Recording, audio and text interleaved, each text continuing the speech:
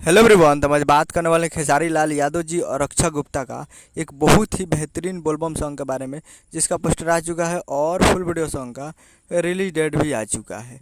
और इस गाने को लिखे हैं कृष्णा बेदर्दी जी और इसमें म्यूजिक दिए हैं आर्या शर्मा जी। और इस गाने को गाए हैं खेसारी लाल यादव जी, जो कि आपको स्क्रीन के ऊपर दिखाई दे रहा है। जिस सॉन्ग का टाइटल रखा गया चढ़ाई बेल पाता, जिसका टाइटल है चढ़ाई बेल पाता। और वीडियो में खेसारी लाल यादव जी और अक्षय गुप्ता जी, फिट में रक्षा गुप्ता जी।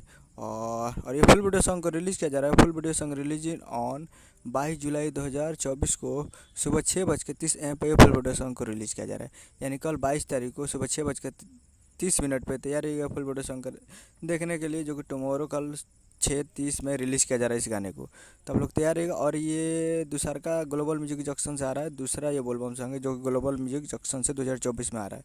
तो बहुत ही बेहतरीन सॉन्ग है और तैयार रहिएगा कल सुबह 6:30 पे।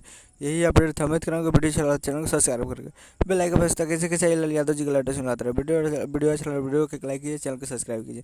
मिलते हैं अगले वीडियो में, तब तक के लिए जय हिंद, जय भोजपुरी।